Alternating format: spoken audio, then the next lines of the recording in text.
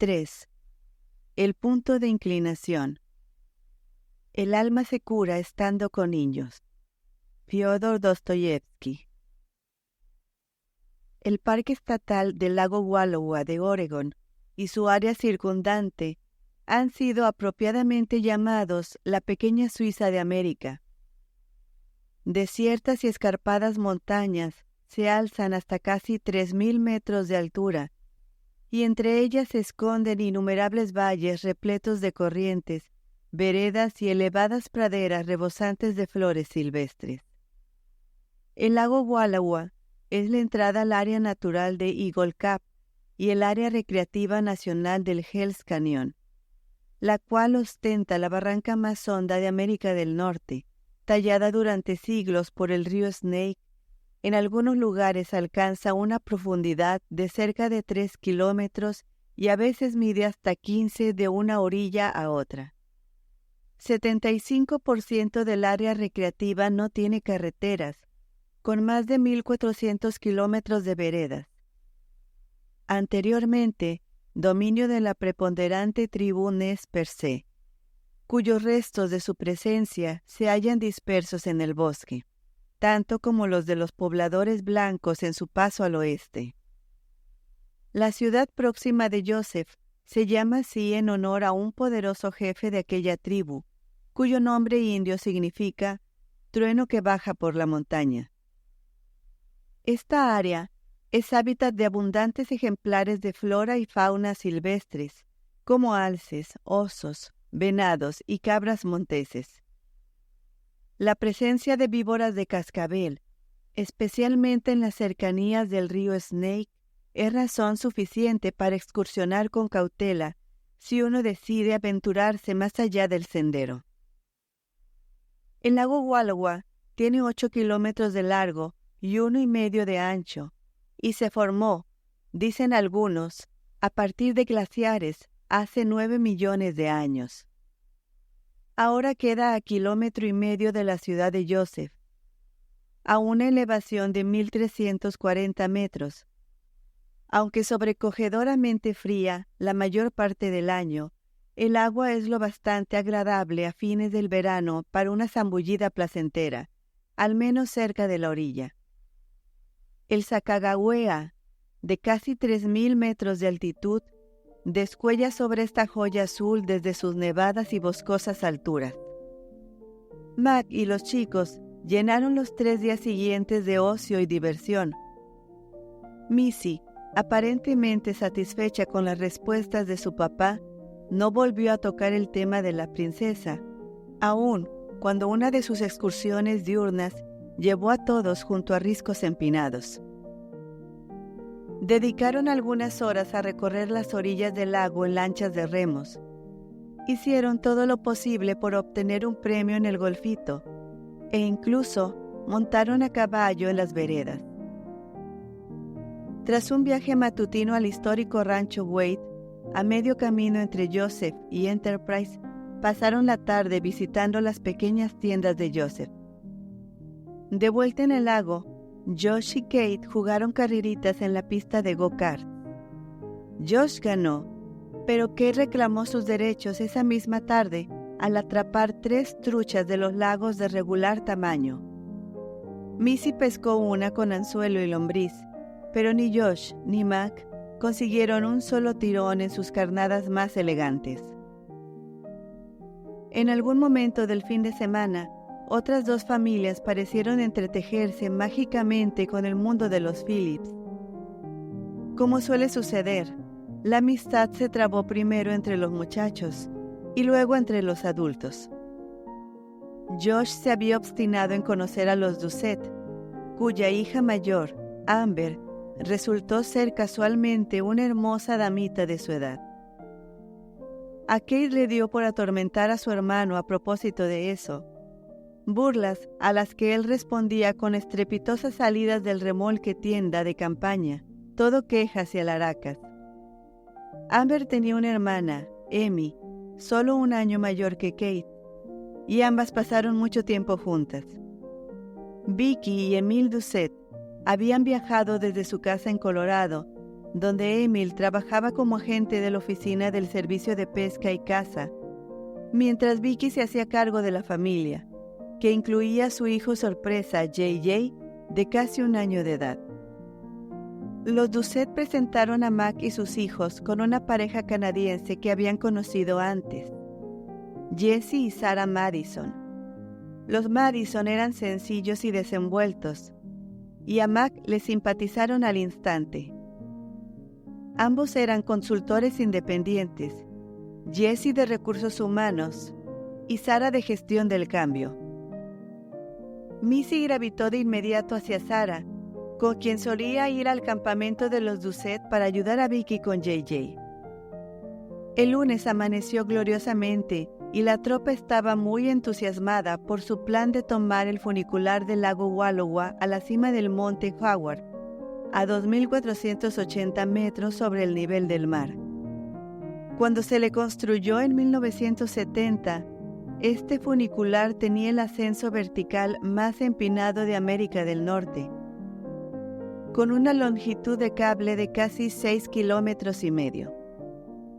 El viaje hasta la cumbre tarda 15 minutos en una vagoneta suspendida de 1 a 35 metros sobre la superficie. En vez de llevar almuerzo, Jesse y Sarah insistieron en invitar a todos a comer al Summit Grill. El plan era comer en cuanto llegaran a la cima y pasar el resto del día recorriendo los 5 miradores. Armados de cámaras, lentes oscuros, botellas de agua y filtros solares, salieron a media mañana. De acuerdo con lo previsto, consumieron un auténtico festín de hamburguesas, papas fritas y malteadas en el grill.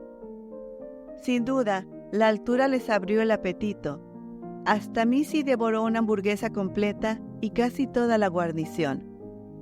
Después de comer, visitaron cada uno de los miradores cercanos, siendo la vereda más larga la del Mirador del Valle al Mirador del río Snake y los 7 Demonios, un poco más de 1 kilómetro. Desde el Mirador del Valle de Wallowa pudieron ver hasta las ciudades de Joseph, Enterprise y Lostin, e incluso Wallowa. Desde el Púrpura Imperial y el de la cumbre, disfrutaron de una vista clara como el cristal a los estados de Washington y Idaho. Hubo quienes creyeron ver incluso Montana al otro lado del brazo de Idaho. Ya avanzada la tarde, todos estaban cansados y felices. Missy, a quien Jesse había cargado en hombros en el último par de miradores, se durmió en brazos de su padre mientras bajaban zumbando y traqueteando de la cumbre. Los 4 jóvenes, junto con Sarah, iban con la cara pegada a la ventana, lanzando exclamaciones frente a las maravillas del descenso. Los Doucet conversaban en voz baja, tomados de la mano, mientras JJ dormía en brazos de su padre. Este es uno de esos raros y preciosos momentos, pensó Mac, que lo toman a uno por sorpresa, hasta casi quitarle el aliento. Si Nan estuviera aquí, todo sería perfecto. Movió a Missy para acomodarla, perdida de sueño como estaba, y le quitó el pelo de la cara para mirarla. La suciedad y el sudor del día no habían hecho sino aumentar extrañamente su inocencia y belleza. ¿Por qué tienen que crecer? Reflexionó y la besó en la frente. Esa noche las 3 familias juntaron sus alimentos para una última cena en común. La entrada fue una ensalada taquera con gran cantidad de aderezos y verduras frescas. Sarah se las había ingeniado para batir un postre de chocolate con capas de crema chantilly, mousse, brownies y otras delicias que dejó a todos complacidos y satisfechos. Devueltas a los enfriadores las sobras de la cena y lavados y guardados los platos, los adultos se sentaron a tomar sorbos de café en torno a una llameante fogata, mientras Emil compartía sus aventuras de desintegración de bandas de contrabandistas de animales en peligro de extinción y explicaba cómo él y sus compañeros atrapaban a cazadores furtivos y otros cazadores ilegales. Consumado narrador, su vocación ofrecía grandes posibilidades de historias divertidas.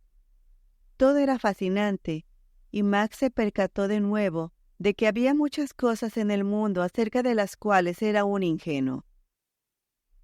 Cuando cayó la noche, Emil y Vicky fueron los primeros en irse a acostar, con su bebé de ojitos adormilados.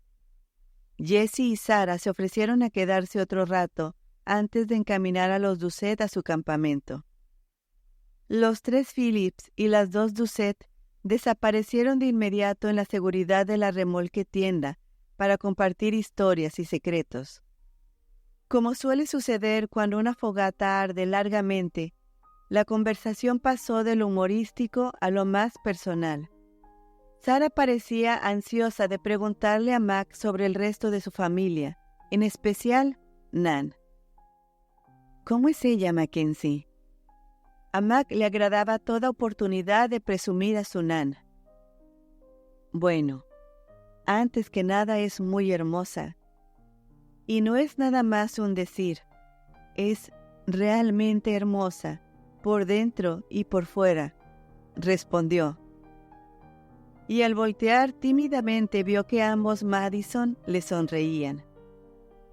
Extrañaba mucho a Nan, y le satisfizo que las sombras de la noche ocultaran su pena. Su nombre completo es Nanette, pero casi nadie le dice así, sino Nan. Es muy famosa en la comunidad médica, al menos en el noroeste. Es enfermera y trabaja con pacientes de oncología o pacientes de cáncer en etapa terminal. Es un trabajo difícil, pero a ella le encanta. También ha escrito algunos artículos y ha sido oradora en un par de congresos. ¿De veras?, se sorprendió Sarah. ¿Sobre qué tema? Ayuda a la gente a pensar en su relación con Dios de cara a su muerte, contestó Mac. Me gustaría oír más sobre eso. Lo incitó Jessie mientras atizaba el fuego con una vara, provocando así que creciera con renovado vigor. Mac titubeó. Aunque se sentía muy a gusto con los Madison, en realidad no los conocía, y la conversación se había vuelto demasiado profunda para su gusto. Buscó rápido una respuesta corta al interés de Jessie. Nan es mucho mejor para esto que yo. Supongo que concibe a Dios en forma distinta a la mayoría de la gente. Hasta le dice papá, por la intimidad de la relación que tiene con él, si acaso esto tiene sentido. «Claro que lo tiene», exclamó Sarah, mientras Jessie afirmaba agitando la cabeza. ¿Es asunto de familia eso de llamar papá a Dios? No, contestó Mac, riendo. Los muchachos lo hacen a veces, pero a mí no me agrada. Es demasiado familiar para mí. De todas formas, Nan tiene un padre maravilloso, y así que supongo que eso facilita las cosas. Lo había soltado ya y tembló por dentro, esperando que nadie lo hubiera notado, pero Jessie lo miraba a los ojos. ¿Tu papá no fue maravilloso?, preguntó cortésmente. No. Mac hizo una pausa. Podría decirse que no fue demasiado maravilloso. Murió cuando yo era niño de causas naturales. Mac rió, pero con un sonido vacío miró a los Madison. Era alcohólico. «¿Cuánto lo sentimos?», exclamó Sarah por los dos, y Mac sintió que lo decía en serio. «Bueno», dijo él forzando otra risilla, «la vida es difícil a veces, pero la verdad es que tengo mucho que agradecer». Durante el incómodo silencio que siguió, Mac se preguntó por qué esa pareja parecía penetrar tan fácilmente sus defensas. Segundos después, lo rescató el bullicio de los chicos al salir del remolque e ir a dar entre ellos. Para regocijo de Kate, Amy y ella habían sorprendido a Josh y Amber tomados de la mano en la oscuridad, y ahora quería que todo el mundo lo supiera. Pero para ese momento, Josh estaba tan prendado que podía soportar cualquier burla y no hacer caso de los abusos de su hermana. No habría podido arrancarse esa tonta sonrisa de la cara aun si hubiera querido. Los Madison desearon buenas noches a Mac y sus hijos con un abrazo. Sarah le dio a Mac un apretón especialmente afectuoso antes de marcharse. Luego, de la mano de Amber y Amy, se perdieron en la oscuridad, hacia el campamento de los Doucet. Mac los observó hasta que dejó de oír sus murmullos nocturnos y hasta que el vaivén de su lámpara de mano desapareció de la vista. Sonrió para sí y volteó para pastorear a su propia prole en dirección a sus sacos de dormir. Rezadas las oraciones de rigor, los besos de buenas noches fueron seguidos por risitas de Kate en sigilosa conversación con su hermano, quien ocasionalmente estallaba en un áspero murmullo para que todos pudieran oírlo. «¡Ya basta, Kate! ¡Eres una grosera!», hasta que por fin se hizo el silencio. Mac recogió lo que pudo a la luz de las linternas y pronto decidió dejar el resto para el día siguiente. No planeaban irse hasta las primeras horas de la tarde de todas maneras. Preparó su última taza nocturna de café y se sentó a sorberlo frente a la fogata, consumida hasta haberse convertido en una masa titilante de carbones al rojo vivo. Era tan fácil perderse en ese lecho de relucientes y ondulantes brasas. Estaba solo, pero no del todo. ¿No era ese un verso de Rumors of Glory, la canción de Bruce Cockburn? No estaba seguro, pero si se acordaba, lo investigaría al llegar a su casa. Sentado, bajo el efecto hipnótico del fuego y envuelto en su calor, rezó, principalmente oraciones de gratitud. Se le había dado mucho. Bendecido era quizá la palabra correcta. Se sentía contento, tranquilo y lleno de paz. No lo sabía entonces, pero menos de 24 horas después, sus oraciones cambiarían drásticamente. La mañana siguiente, aunque soleada y calurosa, no comenzó muy bien. Mac se levantó temprano para sorprender a los chicos con un espléndido desayuno, pero se quemó 2 dedos mientras trataba de quitar las hojuelas que se habían pegado al sartén. En reacción al dolor de la quemadura, golpeó la estufa y el sartén y tiró por tierra el tazón de la pasta de las crepas. Despertados por el alboroto y las ahogadas imprecaciones, los muchachos se habían asomado por el remolque para ver a qué se debía la conmoción. Bajo un ataque de risa, tan pronto como entendieron lo que pasaba, bastó un «Oigan, no es un chiste» de Mac para que se refugiaran de nuevo en la tienda, aún riendo entre dientes en su escondite mientras hojeaban por las ventanas de tela de alambre. Así que en vez del festín que Mac había querido, el desayuno fue cereal frío con leche diluida, pues casi toda la escasa leche que quedaba se había destinado a la pasta de las crepas.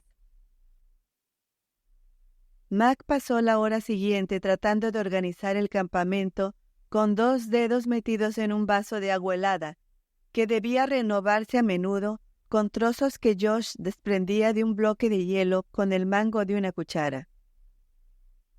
La voz debe haberse corrido, porque Sarah Madison llegó con remedios contra quemaduras, y minutos después de haber metido los dedos en un líquido blancuzco, Mac sintió disminuir el ardor. En ese momento, Josh y Kate, habiendo terminado sus deberes, llegaron para preguntar si podían pasear por última vez en la canoa de los Doucet, prometiendo ponerse los chalecos salvavidas. Tras el obligado no inicial y la requerida dosis de súplicas de los chicos, en especial de Kate, Mac cedió por fin, recordándoles una vez más las reglas de seguridad y conducta de la canoa. Aquello no le preocupaba demasiado. El sitio para acampar estaba a tiro de piedra del lago, y ellos prometieron permanecer cerca de la orilla. Mac podría vigilarlos mientras seguía levantando el campamento. Missy estaba ocupada en la mesa, coloreando el cuaderno de las cascadas Multnomah. ¡Qué linda es!, pensó Mac, mirando en dirección a ella, mientras alzaba el tiradero que él mismo había hecho antes.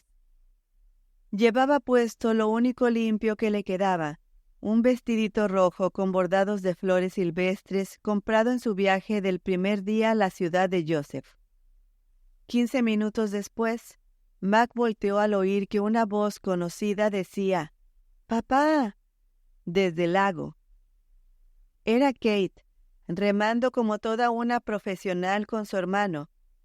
Los dos llevaban obedientemente puestos sus chalecos salvavidas, y Mac agitó la mano para saludarlos. Es increíble cómo un acto o suceso en apariencia insignificante puede cambiar vidas enteras. Al alzar el remo para corresponder el saludo de su padre, Kate perdió el equilibrio y ladeó la canoa. Una mirada de terror se congeló en su rostro mientras, casi en silencio y en cámara lenta, la lancha se volcaba. Josh se inclinó desesperadamente para intentar equilibrarla, pero ya era demasiado tarde, y él desapareció de la vista en medio del chapaleo. Max se encaminó a la orilla del lago, aunque no con intención de meterse, sino solo de estar cerca cuando ellos salieran. Kate emergió primero, echando agua por la boca y llorando, pero no había señales de Josh. Al estallar una erupción de agua y piernas, Max supo de inmediato que ocurría algo grave. Para su sorpresa, todos los instintos que había cultivado como salvavidas adolescente rugieron de nuevo. En cuestión de segundos ya estaba en el agua, quitándose los zapatos y la camisa. Ni siquiera sintió el golpe helado mientras recorría a toda velocidad los 15 metros hacia la canoa volteada, ignorando por el momento el aterrado sollozo de su hija. Ella estaba a salvo, su mayor interés era Josh. Tras respirar hondo, se zambulló.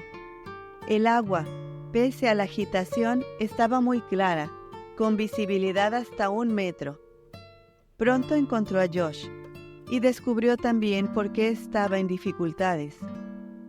Una de las correas de su chaleco salvavidas se había enredado en el armazón de la canoa. Por más que hacía, tampoco él pudo zafarla.